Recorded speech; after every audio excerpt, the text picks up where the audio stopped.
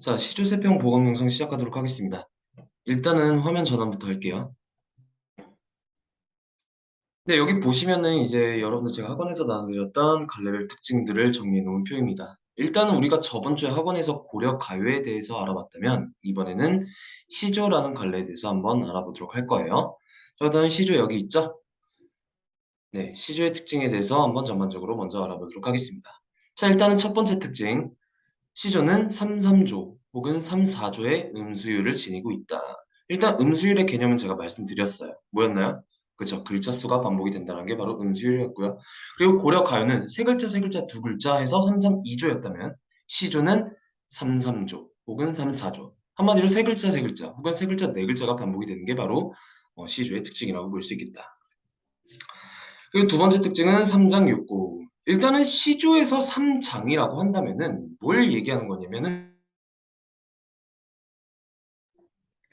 세 줄이란 뜻이에요, 한마디로. 되게 단순한 개념들입니다. 삼장은 세 줄이다. 그래서 내가 시조의 가장 대표적인 특징이 뭐라 그랬니? 짧다. 그치? 세 줄밖에 안 되니까 짧다.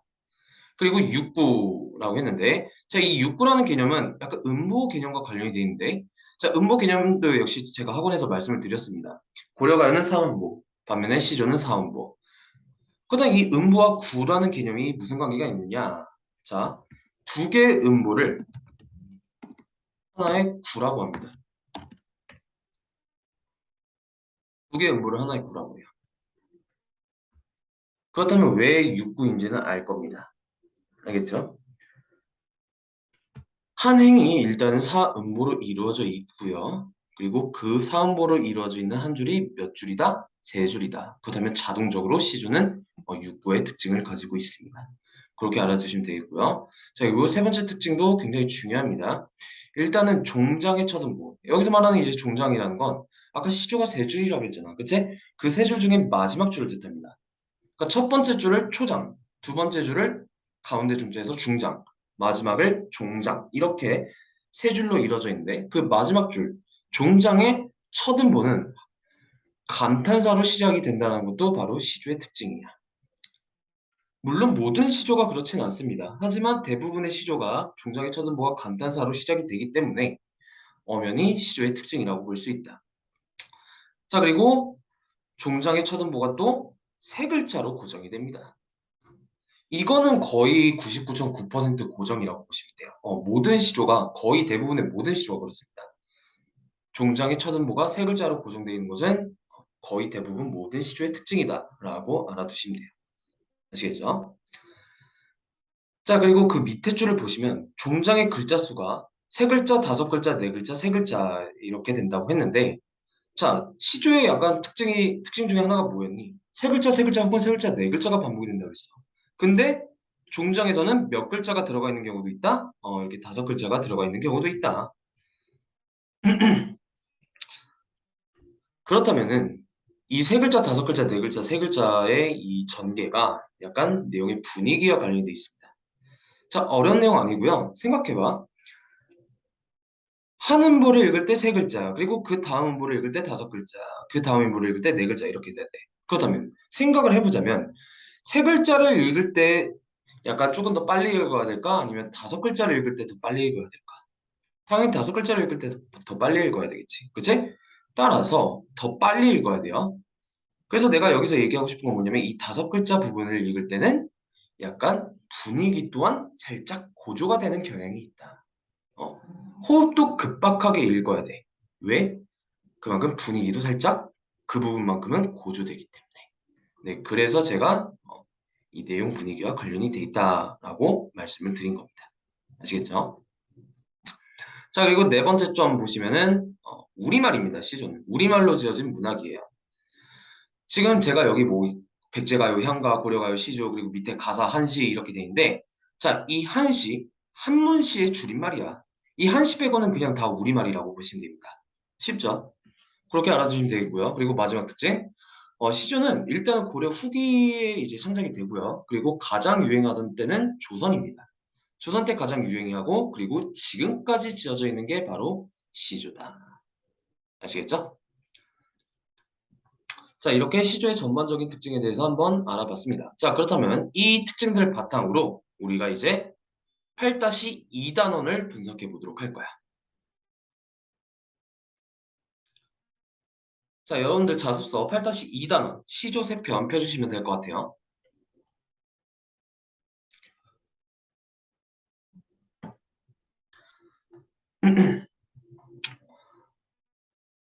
자, 일단은 첫 번째 작품부터 알아보자면, 자, 일단 대략적인 스포부터 먼저 말씀드리자면, 눈 맞아 휘어진 대를 뒤라서 붙다통고 약간 이 제목인데, 아, 참고로 시조는 제목이 따로 없습니다, 거의. 제목이 따로 없기 때문에 첫 번째 구절을 제목으로 삼는 경우가 많습니다. 그냥 그거는 그냥 TMI로 알아두시고요. 자, 첫 번째 우리가 알아볼 시조에 대한 내용은, 첫 번째 시조의 주제는 바로 지조와 절개입니다. 그다음 여기 일단 파란색 특징 여러분들 자소서에 안 적혀 있으면 약간 제가 하이라이트 쳐져 있는 부분만 필기해 주시면 돼요.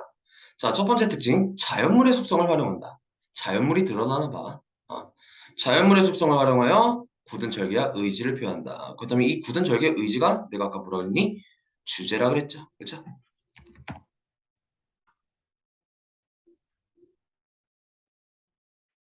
네, 그렇게 알아주시면 되겠습니다. 자, 제가 여러분들께 바라는 건 뭐냐면은, 자, 자연물, 지조와 절개 나왔다. 그렇다면 내가 5가지 자연물을 항상 생각하라 그랬어. 뭐였니? 매화, 난초, 국화, 대나무, 소나무. 따라서 매난, 국죽, 송. 제가 이렇게 외우라고 했죠? 이 5가지 자연물은 지조와 절개를 의미하는 자연물이다. 이거는 제가 자동 상식으로 알아두라고 했어요.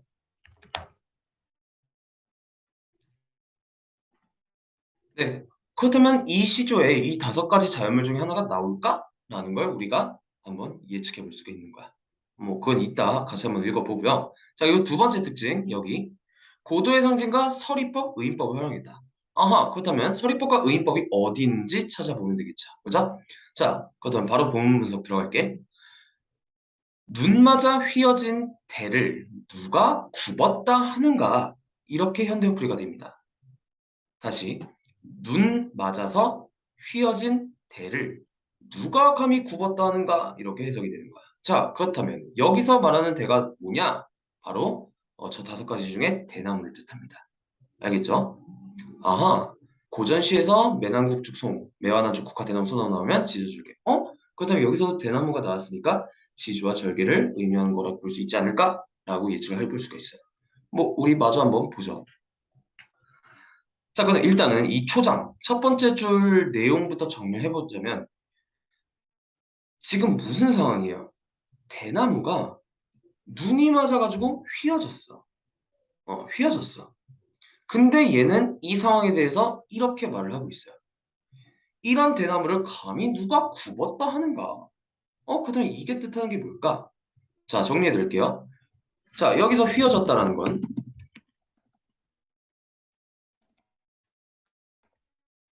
시련을 겪고 있는 사람이야. 반면에 굽었다라는 것은 굴복을 뜻합니다. 시련의 굴복을 뜻하는 거예요. 한마디로 얘는 이렇게 말을 하고 있는 거지. 이 대나무가 눈이라는 시련 때문에 물론 힘들어하고 있는 상황이다. 시련을 겪고 있는 상황이다. 하지만 그렇다고 해서 시련에 굴복한 건 아니다. 라는 걸 강조하고 있는 거야. 알겠죠? 시련을 겪고 있지만 시련에 굴복한 건 아니다. 그러니까 지주와 절개, 변함없는 마음, 지주와 절개를 드러내는 자연물이라고 볼 수 있는 것이다. 아시겠죠? 자, 그렇다면 여기서 말하는 눈이란 내가 아까 뭐라 그랬어? 이 대나무를 힘들게 하는 시련과 고난을 뜻한다. 알겠죠? 그렇게 알아볼 수 있겠고요. 자, 그리고 다음 줄도 똑같은 내용입니다. 굽을 절이면 눈 속에 풀을 쏘냐? 자, 이건 또 무슨 뜻이야? 여기서 말한 절은 절개의 줄임말이라고 생각하면 돼요. 한마디로 한자예요. 절개가 한자거든요. 만약에 실현에 굴복할 절개였다면, 지주와 절개였다면 이 대나무가 지금까지 눈 속에 푸르게 자랐겠느냐? 어, 대나무나 소나무가 왜 지주와 절개를 의미한다고 그랬어? 아무리 겨울이라는 상황이 와도 계속 푸르게, 다른 꽃이나 나무와 다르게 지지 않고 계속 푸르게 있기 때문에. 한마디로 변하지 않기 때문에 지주와 절개로 많이 쓴다고 했지. 그치? 자, 여기서도 똑같습니다. 지금 눈이라는 추운 상황이 와도 얘는 잎이 지지 않고 봄 때처럼 변함없이 푸르고 있는 거야. 알겠지?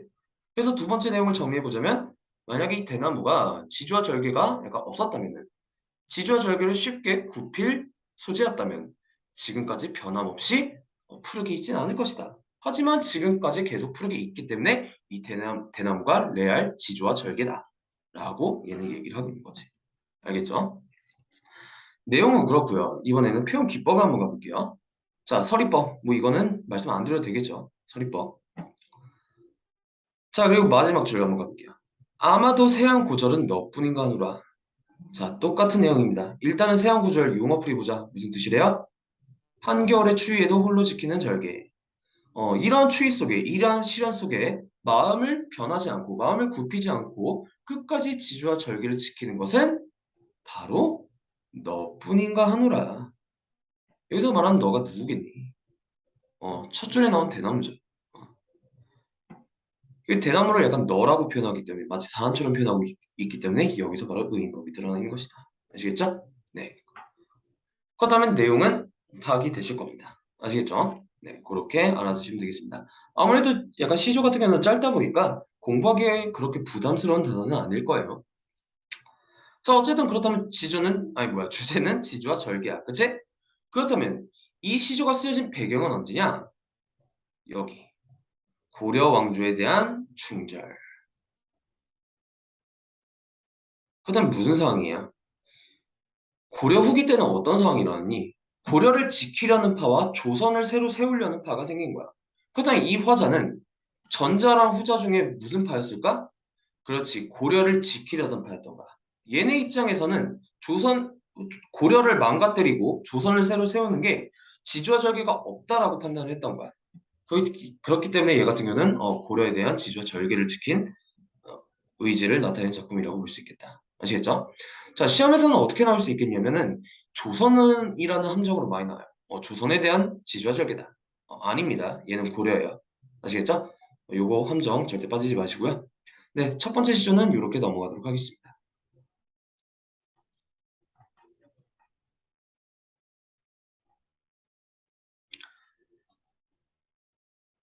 자, 다음 두 번째 시조 한번 가볼게요. 자, 두 번째 시조 같은 경우는 화자가 누구냐면은 바로 황진이에요. 자, 기생이었죠? 한마디로 여성 화자야. 그치? 작가도 여자고요. 잠깐만, 작가나 화자가 여자일 경우에는 주로 어떤 내용을 쓰냐면은 이별 노래, 이별 노래. 약간 그리움 노래, 아니면 그리움. 한마디로 사랑과 관련된 노래를 많이 썼습니다. 기생들은. 따라서 이 황진이 같은 경우도 마찬가지입니다. 사랑이 바로 주제다. 근데 여러분들 가끔씩 이제 내신에서 뭐 1, 2, 3, 4, 5번 해가지고 여러분들이 듣도 보도 못한 작품들이 나오잖아요. 그렇다면은 물론 처음에 딱 봤을 때는 이거 어떻게 해석하지? 약간 이런 부담감이 들 수 있습니다. 근데 일단은 먼저 제목이랑 작가를 한번 보세요. 만약에 작가의 황진이가 나왔다. 그렇다면 못 떠올리는데 아하 주제는 사랑이라고 예측을 해볼 수가 있는 거야. 아시겠죠? 자 그러면 얘 같은 경우도 시조의 특징이고요. 보면 알겠죠? 뭐 3장 6, 9, 4음보 세 줄이고 4음보고 그렇기 때문에 이렇게 생긴 세 줄의 짧은 형식은 바로 시조라고 볼 수 있겠습니다. 아까 그 첫 번째 작품도 마찬가지예요. 자, 어쨌든 그렇다면 두 번째 시조에 대해서 먼저 역시 스포부터 해드리자면, 자, 요거 중요합니다. 특히 이 나작품 같은 경우는 낼 게 굉장히 많아요. 굉장히 짧은데도 불구하고 낼 게 많습니다. 그래서 그것들을 제가 중점으로 한번 짚어드릴 거야. 자, 첫 번째 특징. 의태어가 많이 쓰였다. 전체적으로 보시면 서리서리 구비구비 이런 의태어가 쓰였습니다. 그치? 그리고 이 의태어는 다른 말로 어떻게도 나올 수 있다? 음성 상징어라는 키워드로도 나올 수 있다.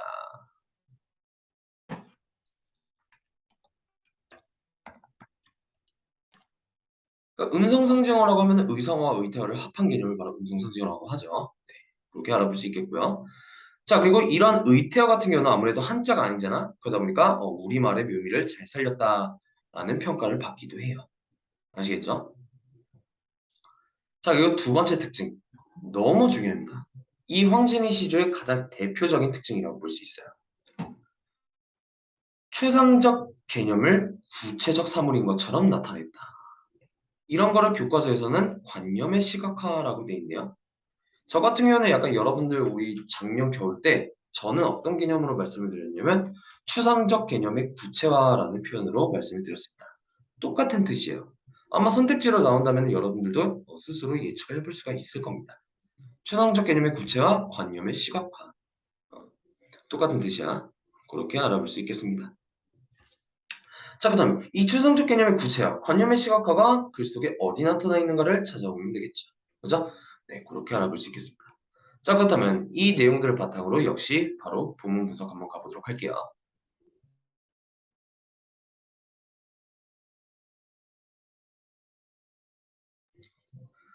자, 동짓달 기나긴 밤을 한 허리를 베어내어. 자, 여기서부터 나왔습니다. 얘 지금 뭐 하겠대? 밤의 허리를 베어내겠대요. 그죠? 밤이라는 건 우리가 잡을 수 없는 추상적인 대상이잖아. 그죠? 근데 마치 표현을 어떻게 하고 있니? 마치 약간 잡을 수 있는 것처럼, 칼로 베어낼 수 있는 것처럼 구체적인 대상인 것처럼 표현하고 있어. 그죠? 그렇기 때문에 여기서부터 뭐가 나타나는 거다? 그렇지. 추상적 관념의 구체와 관념의 시각화가 드러나는 것이다.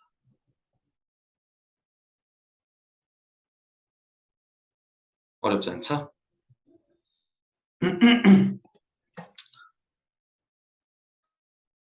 자, 그렇다면 우리가 여기서 궁금해지는 건 이거지. 얘는 왜 밤의 허리를 베어내고 싶다고 했을까? 그 이유가 바로 다음 줄에 나옵니다. 춘풍 니을 아래 서리서리 넣었다가 자, 일단은 밤 허리를 베어냈어요. 그다음에 어떤 그 밤 조각이 나오겠죠? 그 밤 조각을 어떻게 하겠대? 어, 춘풍 이불 아래에서 서리서리 넣었다가 한마디로 돌돌 말았다가라는 뜻이야. 그 밤 조각을 돌돌 말았다가 세 번째 줄 어른님 오신 날 밤이었든 굽이굽이 펴리라. 그 밤 조각을 돌돌 말았다가 언제 쫙 펴겠대? 님이 오신 날 밤에 쫙 펴겠대. 표현은 이렇습니다. 자, 그렇다면은 얘가 구체적으로 말하고자 하는 게 뭘까? 이거야. 일단은 이거부터 생각해보자, 얘들아. 얘는 지금 무슨 상황이니? 이미 옆에 있어, 없어? 없어. 그죠? 그러다 보니까 밤이 너무 긴 거야. 이 밤이 너무 긴 거야. 외롭고. 그러다 보니까 그 외로운 시간을 줄이고 싶은 거지. 그러니까 밤에 그 시간, 밤에 허리를 베어냈다가 언제 그 길이를 늘리겠다? 내 님이 오신 날 밤에 그 밤의 길이를 늘리겠다라고 얘기를 하고 있는 거야. 잘라놨던 거 이제 붙임으로써 밤의 길이를 늘리겠다. 이렇게 표현을 하고 있는 거다. 알겠지? 한마디로 주제는 님에 대한 그리움이라고 볼 수 있습니다. 아시겠죠? 자, 내용은 이렇습니다. 그 다음 이제는 표현 기법들을 몇 개 한번 살펴볼 거야. 그렇게 많지는 않습니다. 자, 일단 다시 첫 번째 줄부터 가보자면 동짓달 기나긴 긴 밤이래. 자, 동자. 한자 보니 겨울이지. 그치? 자, 겨울은 어떤 계절? 추워. 옆구리가 시려. 그죠? 옆구리가 시린 계절이야. 추운 계절이야. 알겠지?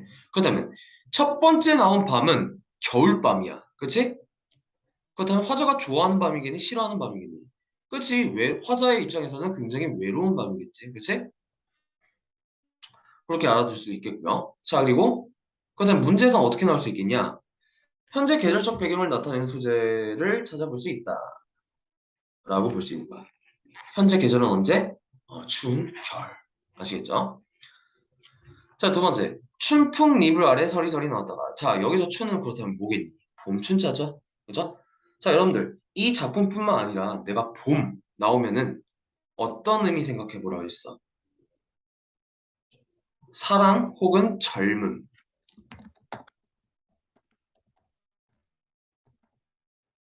이것도 꼭 알아두셔야 됩니다.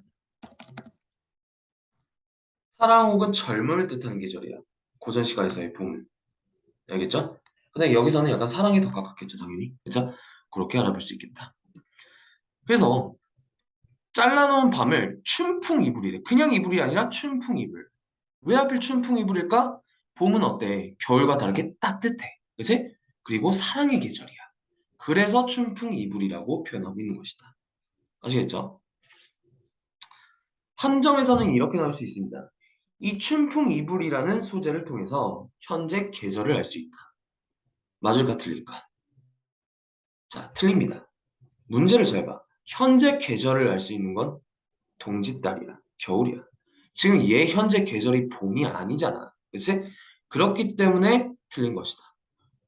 물론 이 춘풍이 계절감을 나타내는 시어는 맞습니다. 하지만 현재 계절을 알 수 있는 소재라고는 볼 수 없는 거야. 왜? 현재 계절은 겨울이니까. 알겠지? 이거 함정으로 나올 수 있습니다. 저였으면 함정으로 내요. 실제 여러분들 자소서 문제 있습니다. 이런 문제가. 아시겠죠? 네, 그렇게 알아볼 수 있겠고요. 자, 그리고 다음 세 번째 줄. 세 번째 줄에도 어떤 소재가 나오냐면 밤이라는 소재가 나옵니다. 그쵸? 자, 그 다음 여기서 퀴즈는 이거죠. 첫 번째 줄의 밤이랑 여기 세 번째 줄의 밤이랑 같은 의미일까 다른 의미일까? 다른 의미입니다. 왜? 첫 번째 줄의 밤은 화자가 싫어하는 밤이라고 했어. 반면에 세 번째 줄은 어떤 밤이야? 님이 오시는 밤. 그렇다면 화자 입장에서는 굉장히 좋은 시간이겠죠. 그렇죠? 그렇기 때문에 이 첫 번째 밤과 세 번째 밤은 다른 것이다. 라는 것도 얼마든지 문제 나올 수 있다는 점. 아시겠죠? 네, 그렇게 알아볼 수 있겠습니다. 자, 그리고 여기 어론. 어론은 무슨 뜻이냐면 약간 약간 남녀 사이의 관계를 맺다라는 뜻입니다. 한마디로 사랑한다는 뜻이야. 알겠지? 그다음 어른님은 사랑하는 님이라고 간단하게 해석을 해주시면 됩니다. 아시겠죠? 네, 그렇게 알아볼 수 있겠습니다. 네, 이렇게 두 번째 시조까지 한번 알아봤고요. 자, 우리 다시 그 갈래별 특징 프린트물을 한번 펴볼까요?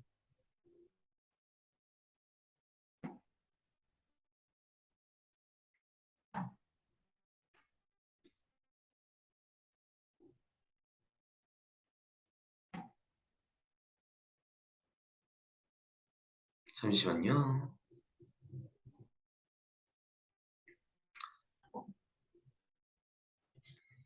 우리가 지금까지 두 개 작품을 알아봤습니다. 그죠? 그 두 개 작품은 시조 중에 무슨 시조라고 볼 수 있냐면 바로 평시조라고 볼 수 있어요. 평시조. 시조에는 여러 가지 종류가 있습니다. 뭐 여러 가지를 해봤자 세 가지밖에 없긴 한데 시조의 유형에는 세 가지가 있습니다. 평시조, 연시조, 사설시조. 자, 여기 제가 프린트물 다 정리해놨죠? 평시조, 연시조, 사설시조. 자, 이렇게 세 가지 유형이 있고요. 그리고 지금까지 알아본 두 개는 뭐다? 바로 평시조였다. 자, 우리가 시조 하나를 더 분석해 볼 건데 마지막 하나는 이 세 가지 유형 중에 사설시조라는 유형이야. 알겠지? 그렇다면은 우리가 여기서 또 알아봐야 될 게 뭘까? 평시조와 사설시조의 공통점과 차이점이라고 보시면 됩니다. 알겠죠? 일단은 사설시조의 개념부터 몇 개 말씀드릴게요. 자, 사설시조의 첫 번째 특징. 이거 너무 밉다. 사설시조의 첫 번째 특징.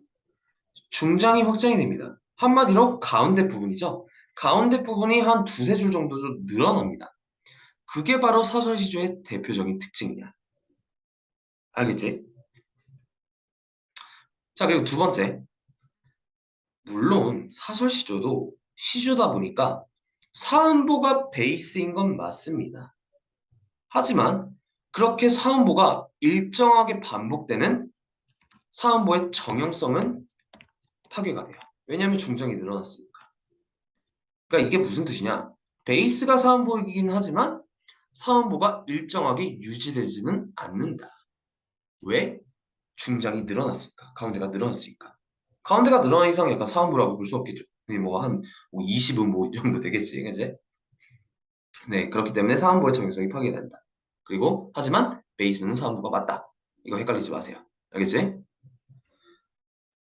네, 그렇게 알아둘 수 있겠고요. 자, 그리고 이번에는 평시조와 사설시조의 차이점, 대표적인 차이점. 일단은 여러 가지 측면에서 차이점이 있는데 일단은 첫 번째로 작자층 측면에서 차이점이 있습니다. 누가 지었느냐? 이 점에서 평시조와 사설시조의 차이점이 있는 거야. 자, 사설시조는 주로 서민들, 평민들이 지었어요. 반면에 우리가 지금까지 알아본 평시조는 주로 양반들이나 기녀들이 있었습니다. 아까 누구였어? 황진이 나왔잖아. 두 번째 작품, 그치? 그리고 첫 번째 작품은 약간 약간 양반 사대부가 그 고려에 대한 지조절기를 지키는 내용. 따라서 이런 작자층 측면에서도 차이가 있다. 자, 그리고 더 적어주세요. 이거는 제가 프린트물에 안 적혀 있네요. 여러분들이 좀 적어주세요. 자, 평시조는 제가 여기 위에 보시면은 약간 시기별로 나눈 거거든요. 평시조는 시기가 언제냐면 주로 조선 전기입니다.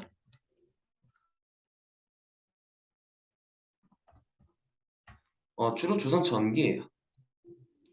아니면 뭐 중기까지도 가고. 반면에 사설시조는 시기가 조선 후기입니다. 그러니까 시간이 지날수록 이제 평민들도 문학이라는 걸 이제 향유하게 되는 거지. 그러다 보니까 작가층이 역시 평민으로 확대가 되는 거. 네, 그렇게 알아두시면 되겠어요. 알겠죠? 자, 그리고 또 다른 차이점 말씀드릴게요. 요거는 제가 칸수가 부족해서 다음 페이지에 적어드렸습니다. 아무래도 이것도 작가층과 관련이 돼 있는데 평시조의 내용 분위기는 주로 어떠냐면은 약간 추상적인 개념이 많이 써요. 왜냐면은 양반들이 썼잖아, 주로. 그죠? 굉장히 공부 잘하는 사람이 있었단 말이야. 그렇다 보니까 아주 약간 짧은 형식 안에 엄청 약간 함축적이나 상징적인 의미가 엄청 들어가 있는 그런 약간 있어 보이는 개념들을 많이 썼어요, 양반들은.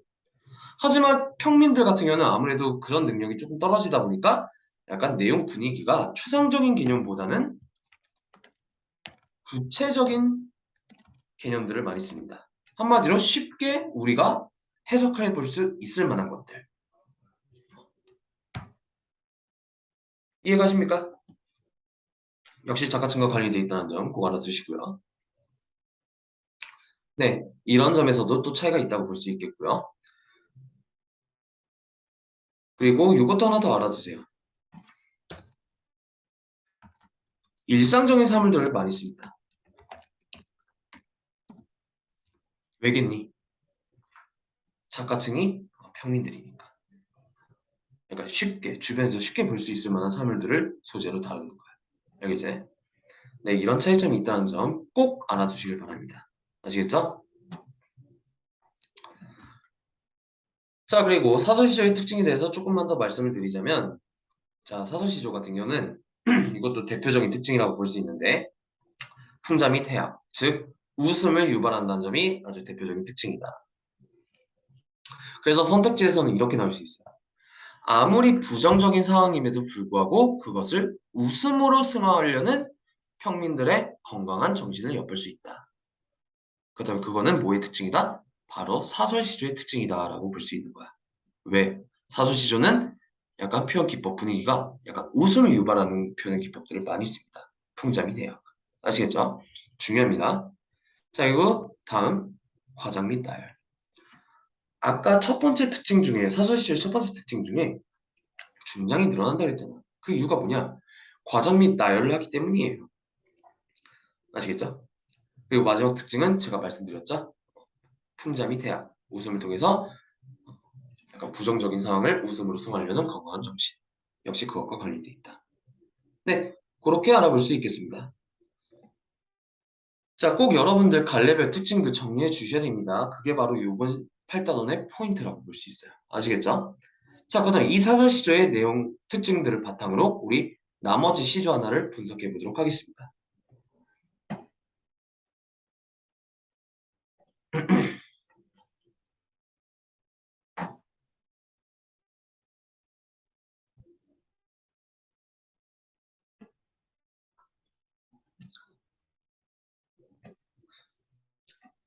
자, 다작품. 자, 사설 시조입니다. 전반적으로 내용을 보시면은 자, 여러분들 크게 익숙하신 분들도 있을 거예요. 두꺼비 파리를 먹고 담 위에 치다 앉아 막 이 내용 모의고사에서도 많이 나왔고요. 아무리 그리고 중학교에서도 특정 출판사에서 출제된 작품입니다. 어쨌든 저랑도 같이 한번 알아볼게요. 역시 먼저 스포부터 해보자면 이 주제는 탄간오리의 횡포와 약육강식의 쇠퇴를 풍자하는 것이다. 자, 어떤 키워드 나왔어? 풍자라는 키워드 나왔다. 웃음을 유발하는 거지. 그치? 사조시조의 특징. 그 다음 뭘 풍자인데? 탄간오리와 약육강식의 사회현실을 풍자한다. 알겠죠? 이제는 모르시는 분들 없을 거예요. 자, 풍자. 풍자의 조건 세 가지가 있다면은 저는 항상 이걸 강조합니다. 여러분들 꼭 적어주세요. 자, 풍자의 조건 세 가지. 첫 번째, 비판의 목소리가 담겨져 있어야 됩니다. 두 번째, 역시 웃음을 유발해야 되고요. 그리고 세 번째, 이렇게 웃음을 통해서 간접적으로 비판. 한마디로 간접적 성격을 지니는 소리야. 직접적 비판이라고 하면 틀립니다. 간접적 비판이에요. 따라서 풍자면은 이 세 가지를 꼭 염두에 두시고요. 자, 그리고 풍자와 해악의 차이는 뭐다? 풍자는 비판의 목소리가 담겨져 있다는 것. 해악은 꼭 그렇지는 않다는 점. 이 차이점도 꼭 알아주시길 바랄게요. 자, 그렇게 알아볼 수 있겠고요. 자, 그리고 특징 한번 알아보겠습니다. 뭐, 첫 번째 특징은 제가 말씀드렸고요. 두 번째 특징, 의인화. 의인화.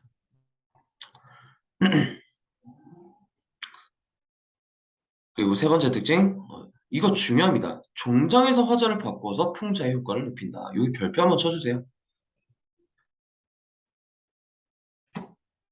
종장에서 화자를 바뀌어서 풍자의 효과를 높인다. 내용이 어떻길래 화자가 바뀌어서 풍자의 효과를 낸다는 걸까? 그거는 우리 역시 글을 분석해보면서 알아보면 되겠다. 아시겠죠? 자, 바로 본문 분석 들어가겠습니다. 주제 잘 기억해 주시면서 작품 읽어주세요. 두꺼비 파리를 물고 도움 위에 치달한다. 자, 지금 무슨 상황이야? 이 두꺼비라는 인물이 나옵니다. 그쵸? 근데 이 두꺼비가 지금 뭘 물고 있대? 자, 파리를 물고 있대요. 파리를 물고 어디 위에 앉아 있어? 담 위에 앉아 있습니다. 그리고 그냥 앉아 있는 것도 아니고 치달앉아. 한마디로 고개를 쳐들고 아주 약간 까우 부리면서 앉아 있다는 소리야. 알겠지? 왜 까우를 부리고 있을까 얘는? 지가 파리를 물었다는 거지. 파리 사냥에 성공했다는 거지. 그치? 자, 그 다음에 이거를 주제랑 비교를 해보자면 여기서 말하는 두꺼비는 탐관오리. 그치? 탐관오리. 그 다음에 그 탐관오리한테 물린 파리는 누굴까? 힘없는 백성들을 뜻하는 거야. 알겠지? 그러나 이 두꺼비는 자기보다 약한 약자를 괴롭히면서 허세를 부리고 있는 그런 탐관오리들이라고 볼 수 있는 거야. 알겠죠? 네, 그렇게 알아볼 수 있겠습니다. 자, 그리고 이 두엄, 담이거든요. 약간 담, 그 벽, 담. 이 담을 또 어떻게 해석을 해볼 수가 있냐면 백성들의 재물. 한마디로 탕가놀이가 백성들의 재물 위에 앉아 있는 거지. 옳지 않은 방법으로 백성들의 재물을 수탈해서 그 위에 앉아 있는 거야. 네, 그렇게 알아볼 수 있겠습니다. 아시겠죠? 그래서 어쨌든 이렇게 까오부리면서 앉아 있습니다. 자, 그리고 두 번째 줄부터 가볼게요. 이렇게 까오부리면서 건너산을 바라보니 누가 있어요? 백송골, 송골매가 떠 있습니다. 그 송골매를 보고 이 두꺼비가 가슴이 쫄은 거야. 섬뜩한 거야. 쫄은 거야. 그러니까 자기가 먹힐 수도 있으니까. 그죠? 그래서 쫄아가지고 풀떡 뛰어 내렸다가 한마디로 약간 담 위에 있다가 담 아래로 이제 불쩍 뛴 거지. 근데 그 와중에 자빠졌습니다. 알겠지? 굉장히 웃기죠? 자, 그렇다면 여기서 말하는 송골매는 누굴 뜻하는 걸까? 일단은 누구보다는 센 인물 같아? 두꺼비보다는 센 인물 같아요. 그죠? 그렇다면은 뭐 여기 설명되어 있는 것처럼 뭐 중앙관리 한마디로 약간 암행어사 그 부패한 탕간오리들을 잡아들이는 암행어사들 혹은 그 탕간오리에게 위협이 될 만한 더 강한 인물 자기보다 더 높은 벼슬 이렇게 다양하게 해석이 가능합니다. 알겠죠? 어쨌든 중요한 것보다 이 백성골매는 두꺼비보다 센 놈이다 라고 보시면 돼요. 벼슬이 높은 거다. 자, 그리고 또 그다음에 이러한 두꺼비의 행동에서 또 알 수 있는 게 뭐냐? 약자에게 강하고 강자에게 약한 두꺼비의 모습을 웃음을 통해서 비판하고 있는 거야. 굉장히 약간 비겁한 사람이지 한마디로, 그죠? 왜 학교에서 꼭 그런 인물, 그런 애들 있지 않습니까? 그 싸움은 겁나 못하면서 꼭 그 뭐 일진들 옆에 붙어가지고 막 괜한 애들, 괴롭힌 애들, 딱 그런 놈들이라고 보시면 돼. 아시겠죠? 자, 내용은 이렇고요. 자, 마지막에 약간 클라이막스입니다. 못 쳐라. 자, 모처라는 마침입니다. 모처라, 마침. 날쌘 나였을망정 다행이지. 하마터면 다칠 뻔 했구나. 라고 현대어 풀이가 되는 거야. 알겠지?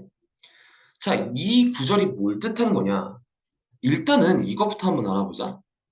마지막 구절은 누구의 대사 같니? 두꺼비의 대사 같죠? 그죠? 야, 내가 날쌔서 망정이지? 하마터면 내가 이렇게 뛰어가는 와중에 다칠 뻔했어. 근데 내가 안 다친 건 누구 덕분? 내가 아주 민첩한 덕분.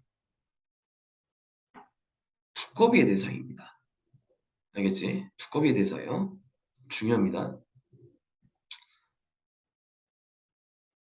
자, 반면에 여기서는 딱히 두꺼비의 대사라고 보기는 어렵죠. 그쵸? 그렇기 때문에 화자가 변환된다라고 볼 수 있는 거야. 여기서의 화자는 두꺼비가 아니야.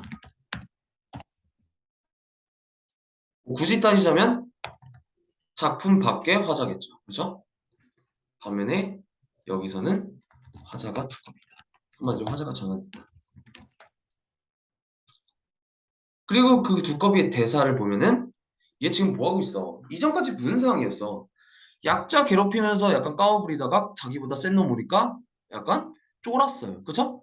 근데 그런 쫄은 와중에도 불구하고 끝까지 뭐 하고 있어? 약간 자화자찬하고 있어. 끝까지 허세를 부리고 있는 거야. 알겠죠? 그렇기 때문에 이렇게 화자를 바꿈으로써 풍자의 효과를 높이는 것이다. 이거 중요합니다. 아시겠죠? 이제 안 잊어버릴 것 같지? 자, 그렇게 알아볼 수 있겠고요. 내용은 일단 이렇습니다. 자, 그리고 제가 이 마지막 사설시조 작품에 관해서 딱 한 가지 키워드만 더 강조드릴게요. 바로 우의적 표현. 자, 이 우의적 표현이라는 건 뭐냐? 쉽게 말하자면 말하고자 하는 대상을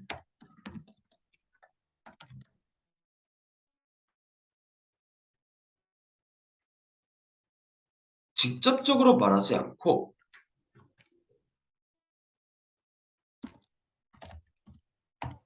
다른 대상에 빗대어서 표현했다는 거야. 그게 바로 우의적 표현의 특징입니다. 그렇다면 제 설명을 들었다면은 아하, 우의적 표현이라는 게 굉장히 범위가 넓은 개념이구나. 그죠? 약간 비유법 자체가 우의적 표현이라고 볼 수도 있겠고요. 그러다 보니까 여기 설명이 뭐래?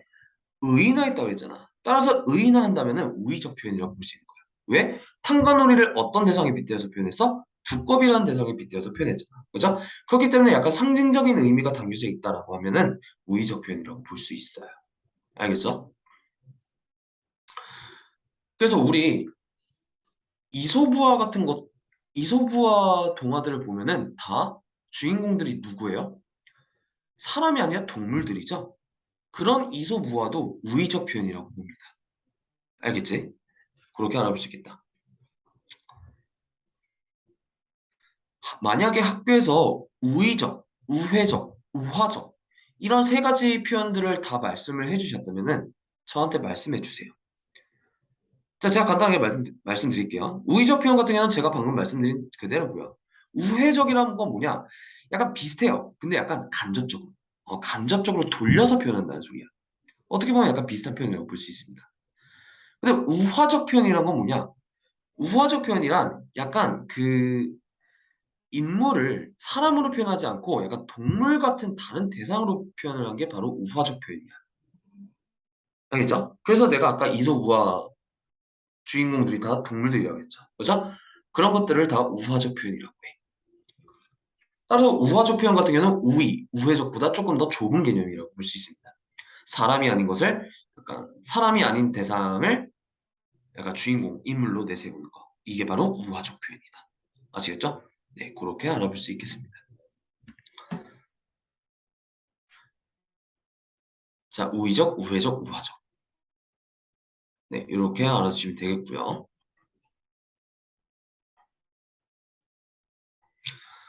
자, 이번 학습 활동은 제가 아까 말씀드렸던 평시조와 사실시조의 차이점을 물어보는 문제입니다. 제가 아까 말씀드렸기 때문에 넘어가겠고요. 자, 그리고 쭉쭉쭉쭉 넘어가서 자, 여기 중요하죠. 여기 4번 학습활동 별 펼쳐주시길 바랄게요. 너무 중요합니다.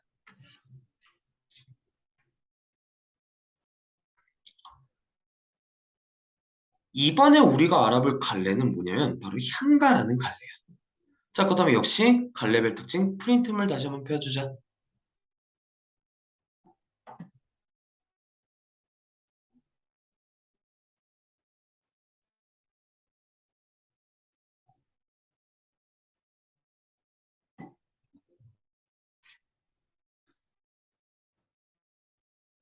자, 프린트물 보시면요. 제가 향가의 특징에 대해서도 정리를 해드린 바가 있습니다.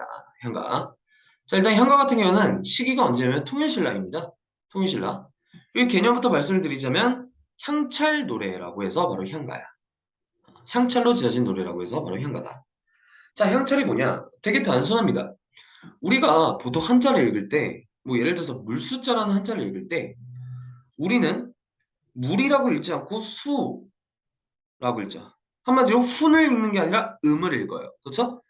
반면에 향찰은 뭐냐? 한자를 읽을 때 음이 아니라 훈으로 읽는 거. 그런 거를 바로 향찰이라고 한다. 한마디로 물수자라는 한자가 있으면은 걔를 뭐 수라고 읽는 게 아니라 물이라고 읽는 거. 그런 기법이 바로 향찰이다. 아시겠죠? 자, 따라서 이 향찰도 한문이 아니라 우리나라 국문 문학으로 봅니다. 우리말. 우리말 문학으로 봐요. 알겠죠? 이것도 헷갈리지 말아주시고요. 자, 그리고 두 번째 특징. 향가에도 종류가 세 가지가 있습니다. 사구체, 팔구체, 십구체라는 게 있는데 얘는 되게 구별하는 방법이 단순해요. 네 줄이 사구체고요. 여덟 줄이 팔구체고 열 줄이 십구체입니다. 그리고 그 십구체가 가장 완전한 형태라고 보고 있고요. 알겠죠? 되게 쉽죠? 자, 그리고 세 번째 특징. 십구체 향가는 그 사구체, 팔구체, 십구체 중에 그 십구체 향가는 3단 구성입니다. 3단 구성이고요. 보통 이 10줄이 어떻게 3단 구성을 이루냐면 4줄, 4줄, 2줄로 이룹니다. 물론 안 그런 십구체 향가도 있어요. 하지만 4줄, 4줄, 2줄로 나누는 게 약간 국룰이다라고 보시면 됩니다. 아시겠죠? 그리고 낙구. 이 낙구라는 건 마지막 부분이에요. 그다음 마지막 부분은 어디겠니? 4줄, 4줄, 2줄로 나눴을 때 마지막 부분은 어디? 마지막 2줄을 뜻하는 거다. 알겠지? 그 마지막 2줄은 뭘로 시작한다? 간탄사로 시작한다. 근데 얘들아. 세 번째, 네 번째 특징. 우리 어디서 봤어? 시조의 특징이랑 똑같지 않니? 시조는 몇 장이야? 3장이야. 그치? 3장이라고 했어. 역시 세 줄, 3단 구성이라는 소리야. 그리고 종장의 첫, 어딨어? 종장의 첫 음모가 감탄사다. 어, 아하. 지금 나는 뭘 보고 있는 거야? 향가와 시조와의 공통점을 알 수가 있는 것이다. 옵스. 아시겠죠? 여러분들도 요거 연결 표시해 주셔야 됩니다. 이 두 가지 특징이 바로 향과 시조와의 공통점이라고 볼 수 있는 거야. 아하, 그렇다면 우리가 또 여기서 뭘 예측을 해볼 수가 있을까? 시조는 향가에서 비롯된 것이라고도 볼 수 있겠구나라는 걸 예측을 해볼 수가 있는 거야. 알겠지? 왜? 공통점이 두 가지나 있기 때문에. 네, 그렇게 알아볼 수 있겠습니다. 굉장히 중요해요, 이 공통점. 괜히 시조를 다루는 단원에 이 향가 작품이 껴있는 게 아니야, 얘들아. 바로 이 이유가 있기 때문이다. 아시겠죠? 꼭 중요하고요. 알아주시고요. 자, 그리고 마지막 특징. 향가의 작가층은 승려 혹은 화랑이 주로 많이 지었습니다. 왜냐면은 이 통일신라, 특히 통일신라 후기 때 약간 뭐 어느 나라든지 후기는 약간 기울어가기 마련이잖아. 그치? 그때 약간 이 향가를 짓게 된 계기가 약간 이런 거야. 우리 이 통일신라, 이 기울어져가는 통일신라를 일으키기 위해서 뭐가 필요하다? 이 불교 정신, 혹은 한창 신라를 번성하겠다는 화랑 정신이 필요하다. 그렇기 때문에 작가층이 주로 승려와 화랑이었습니다. 이것도 알아두세요. 보기로 나올 수 있어요. 아시겠죠? 어려운 내용은 아닙니다. 자, 그다음 마찬가지로 이 향가의 특징을 바탕으로 우리 작품 하나만 더 분석해 보도록 하겠습니다. 갈래별 특징 정리 잘 해주셔야 됩니다. 이게 바로 8단의 포인트라고 그랬어.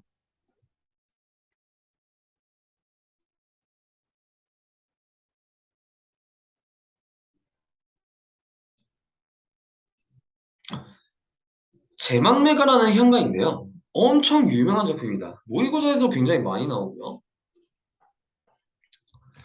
아마 여러분들 고등학교 2학년 때도 한두 번은 더 배울 작품이에요. 그만큼 많이 나오는 작품입니다. 꼭 알아두셔야 돼요. 자, 그다음 가보자. 일단 이거부터 가보자. 향가라 그랬어. 그치? 이게 몇 줄이니? 여러분들이 직접 세보세요. 10줄입니다. 그죠? 아하, 10줄은 3단 구성이라고 그랬다. 어떻게 나누는 게 국룰이다? 4줄, 4줄, 2줄로 나누는 게 국룰이다. 자, 그렇다면 이렇게 4줄, 4줄, 아이고, 2줄 이렇게 나누는 게 국룰이라고 볼 수 있겠다. 그죠? 자, 그렇다면 바로 본문 분석 가볼게요. 아니다. 제목부터 가보자. 자, 제망매가. 자, 제망매가의 제목을 해석해보자면 이렇습니다. 이 제자가 제사거든요. 망자가 약간 뭐 죽을 망, 망할 망, 죽을 망자예요. 이 매는 우리 남매 자매하죠. 한마디로 여자 형제를 뜻한다. 누이. 그리고 가는 노래 가자. 자, 이렇게 한자를 해석을 해보자면은 주제가 뭔지 알겠죠? 누이의 죽음을 제사 지내는 노래. 누이의 죽음을 추모하는 노래가 바로 제목입니다. 아하, 그렇다면은 주제나 상황은 대략적으로 파악이됐다. 누이가 죽었구나. 이것들을 바탕으로 바로 본문 분석 가보자. 자, 첫 번째 줄. 생사길은 예 있음에 머뭇거리고라고 되어 있어요. 자, 제가 조금 더 구체적으로 말씀을 드리자면 삶과 죽음의 길은 여기에 있다. 그러니까 머뭇거린다. 쫄린다는 소리야. 어, 이게 무슨 뜻이냐? 자, 삶의 세계가 있고 한마디로 이승이 있고 저승이 있잖아. 그리고 그 이승과 저승을 이어주는 길이 있을 겁니다. 그쵸? 근데 그 이승과 저승을 이어주는 길이 어디에 있대? 여기 가까이 있대. 그게 무슨 뜻이야? 내가 지금 이승에 있긴 하지만 언제 뒤질지 모른다는 소리야. 왜? 삶과 죽음을 이어주는 길이 나한테 굉장히 가까이 있기 때문에. 그치? 그렇기 때문에 아주 가까이 있으니까 죽음으로 가는 길이 가까이 있으니까 어떻다? 쫄린다라고 얘기를 하고 있는 거야. 알겠지? 나는 간다는 말도 못다 이러고 어찌 갑니까? 라고 되어 있습니다. 자, 우리가 제목을 통해서 어떤 상황을 파악했어? 누이가 죽었음을 파악을 했어요. 그쵸? 누이가 죽은 상황임을 파악을 했습니다. 그 다음에 나는 간다는 말도 못다 이러고 어찌 갑니까? 그 다음에 여기서 나는 누굴까? 아, 누이야. 누이가 저 곧 죽을 것 같아요 라는 말도 못하고 갑작스럽게 죽은 거야.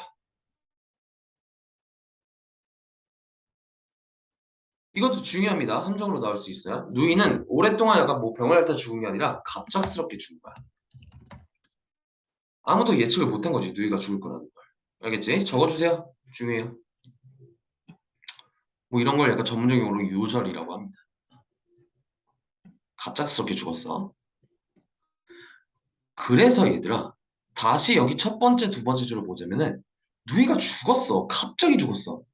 그런 누이의 죽음을 경험하고 화자가 야, 삶과 죽음의 길이 먼 데 있는 게 아니구나. 한마디로 사람이 언제 죽을 줄 모르는구나. 그러니까 쫄린다, 두렵다라고 얘기를 하고 있는 거야. 알겠지?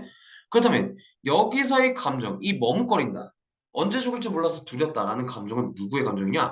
바로 화자의 감정입니다. 누이의 감정이 아니라 누이의 감정이 아니라 화자의 감정이야. 알겠지? 물론 이거 교과서나 약간 학교에 따라서 해석이 조금 다를 수 있습니다. 하지만 대부분은 화자의 감정이라고 파악을 해요. 저도 그렇게 해석을 할 예정입니다. 알겠죠? 화자의 감정이라고 대부분 파악을 하는 게 국룰이긴 해요. 뭐 불안하신 분들 있으면 네, 선생님들 수업 잘 들어주시고 선생님들께 직접 한번 여쭤보세요. 아시겠죠? 왜냐면 이거 많은 학교에서 내시는 데입니다. 알겠죠? 네, 그렇게 알아볼 수 있겠다. 자, 어쨌든 첫 번째 부분은 이렇게 해석을 해볼 수가 있겠고요. 자, 다음 부분 가보자. 어느 갈 이른 바람에 이해자에 떨어져 있처럼 한 가지 해나고 가는 것을 모르는구나. 자, 정리해드릴게요.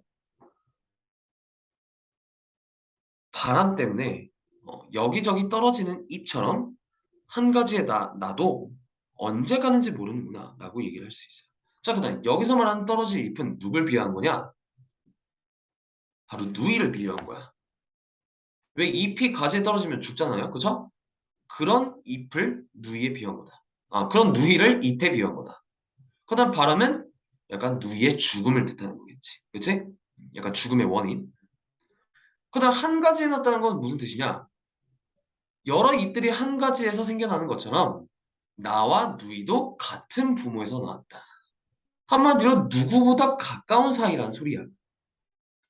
자, 그런데 문제는 뭐냐? 이렇게 아무리 누구보다 가까운 사이임에도 불구하고 사람이라는 건 언제 저 세상으로 가는지 모른다라고 얘기를 하고 있는 거야. 알겠죠?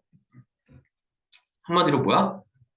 여기서는 이게 중요합니다. 이 두 번째 부분은 사람이란 정말 언제 죽는지 모르는구나. 참 허무하다. 라는 게 바로 이 두 번째 부분의 주제라고 볼 수 있어요. 별표 쳐주세요. 굉장히 중요합니다. 무조건 나와요. 알겠죠? 허무함. 사람이란 게 언제 죽는지 모르는구나. 그게 바로 인생이구나. 얼마나 허무해. 그치? 그리고 전문적인 용어로는 인생무상이라는 키워드로 또 나올 수 있다. 똑같은 뜻이야. 허무하다. 인생무상. 인생 뭐 별거 없다. 허무하다. 네, 이게 바로 두 번째 부분의 주제라고 볼 수 있습니다. 아시겠죠? 자, 마지막 부분입니다. 감탄사 나왔네요. 그죠? 뭐의 특징? 낙구의 마지막 부분은 감탄사로 시작하는 향가의 특징. 그죠? 자, 미타찰에서 만난다. 자, 미타찰은 뭐 아시는 분들은 아시겠지만 약간 불교계의 천국이라고 생각하시면 됩니다. 알겠지? 천국에서 만날라. 도 닦아 기다리겠노라. 자, 누굴 기다리겠다는 소리야? 누이를 기다리겠다는 소리야. 알겠지? 한마디로 내용을 정리해보자면 누이가 지금 죽긴 했어요. 그래서 이제 죽음으로써 헤어지긴 했지만 언제 우리 또 만날 것이다? 천국에서 다시 만날 것이다. 라고 얘기를 하고 있는 거다. 자, 그 다음 여기서 중요한 건 뭐냐? 바로 이 화자는 누이가 죽어서 단순히 그냥 슬프다라고 얘기를 하고 있는 게 아니라 비록 지금 슬프긴 하지만 우리 다시 만날 수 있다라는 의지를 드러내고 있는 거야. 뭐를 통해서? 이 계시라는 의지를 나타내는 선언말 어미를 통해서. 이 선언말 어미를 통해서 슬픔을 극복하려는 의지를 나타내는 것이다. 알겠죠? 어디서 만난대요? 불교 천국에서 만난대요. 종교적 믿음으로 슬픔을 극복하려는 거예요. 아시겠습니까? 이거 굉장히 중요합니다. 단순히 슬픔에서 끝나는 게 아니라 이 슬픔을 뭐한다? 극복한다. 뭐를 통해서? 종교의 믿음으로 통해서. 아시겠죠? 네, 그렇게 알아볼 수 있겠다.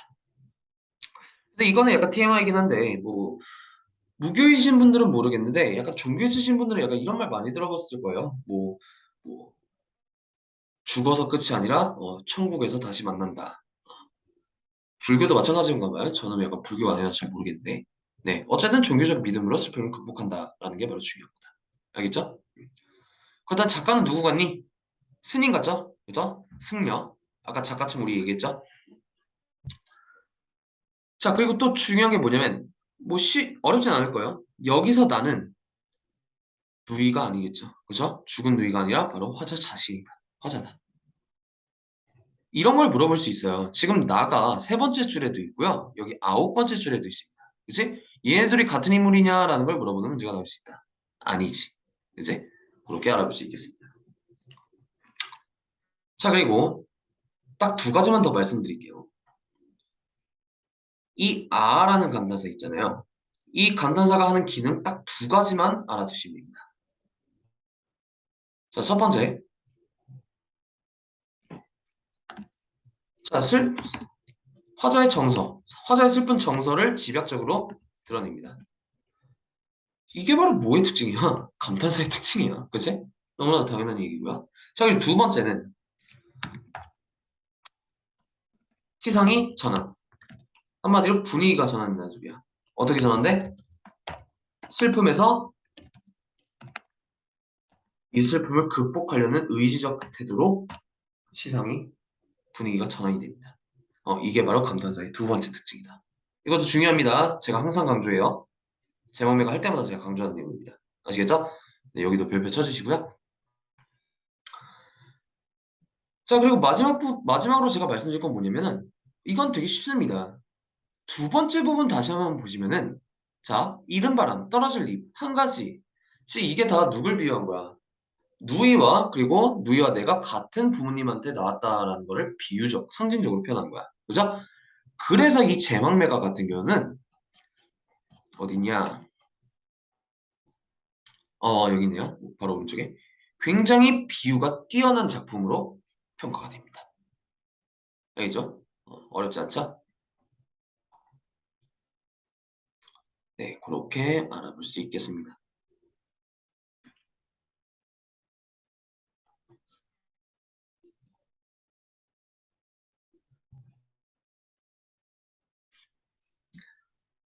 향가와 시조의 공통점, 요거 꼭 알아두시고요.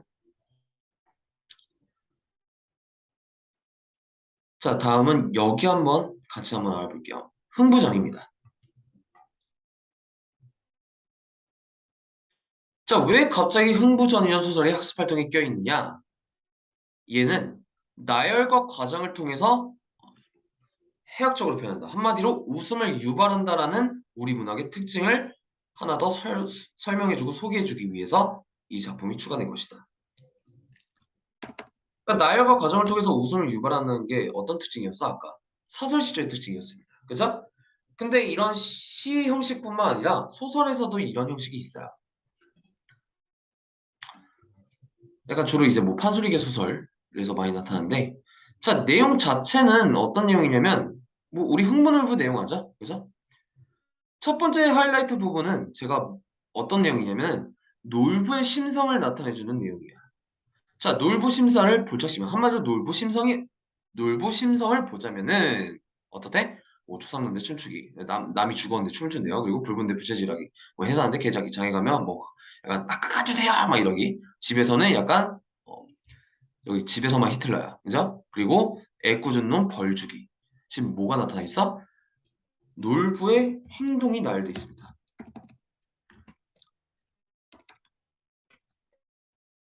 이렇게 놀부의 행동을 나열함으로써 놀부를 풍자하고 있는 거야. 알겠지?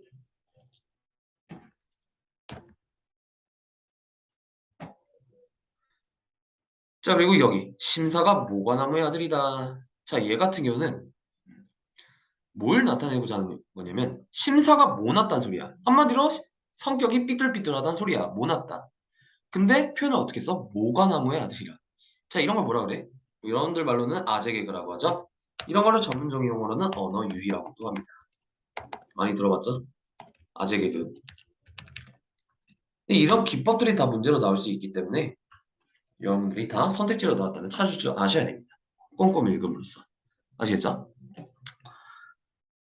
자, 그리고 다음 문장 보시면은 이놈의 심술을 이러하되 지금 부자라 호요히 하는구나. 자, 뭐뭐 하는구나. 내가 이런 감탄형이나 서리적 표현이 서술 부분에 나오면 뭐라 그랬어? 그렇지. 서술자의 개입, 편지자적 논평이라 그랬지. 그지? 아무래도 이 흥부전 같은 경우는 판소리계 소설이기 때문에 판소리계 소설의 가장 대표적인 특징이 바로 서술자의 개입이야. 적어주세요. 물론 판소리계 소설에만 나타나는 건 아니지만 고전 소설의 대표적인 특징 서술자의 개입입니다. 아시겠죠? 네, 그렇게 알아두시면 되겠습니다. 자, 여기까지는 바로 놀부에 대한 소개였고요. 그 다음에는 이제 흥부가 나옵니다. 어떤 장면이냐면 흥부의 집을 묘사하고 있는 장면이에요. 뭐 읽어보신 분들은 아시겠지만 굉장히 초라한 집이죠. 그죠? 그래서 뭐 수수대 반무시 그저 남았구나. 이거 수수대 반무스를 만드는 굉장히 허술한 집이다. 자, 그리고 다음 보면은 기지개 펴면 발은 마당으로 가고 대가리는 뒷곁으로 맹자 아래 대문하고 엉덩이는 울타리 밖으로 나가게. 한마디로 무슨 소리야 이게? 집이 너무 좁아가지고 몸이 다 안 들어가는 거야. 알겠지? 솔직히 오바 아닙니까? 그치? 아무리 집이 작다고 한들 그게 몸 하나가 다 안 들어가는 게 집이라고 볼 수 있을까? 아니죠. 그죠? 자, 여기서도 마찬가지입니다. 나열과 과정을 통해서 웃음을 유발하는 거다. 근데 여기 부분 같은 경우는 풍자라고 볼 수 없죠. 왜? 흥부는 비판적인 대상이 아니죠. 그렇죠? 하지만 해악이라고 하면 맞습니다. 해악도 웃음을 유발하는 거기 때문에. 그러니까 한마디로 뒷부분에 이제 흥부의 집을 묘사하는 부분은 어떤 장면이야? 말 그대로 웃픈 장면이야. 그죠? 그렇게 생각해 주시면 되겠습니다. 자, 이 흥부전의 키포인트는 뭐다? 나열과 과장을 통한 웃음 유발. 이렇게 알아볼 수 있겠다. 그리고 좀 디테일하게 더 말씀을 드리자면 말장난, 언어 유희가 있고 그리고 서술자의 개입도 있다. 뭐의 특징? 판소리계 소설의 특징. 아시겠죠? 솔직히 판소리계 소설 같은 경우는 아무래도 3월, 6월 둘 다 모의고사에 출제됐기 때문에 아마 선생님들 입장에서도 내신으로 내기 굉장히 좋은 요소입니다. 어렵진 않죠? 그죠?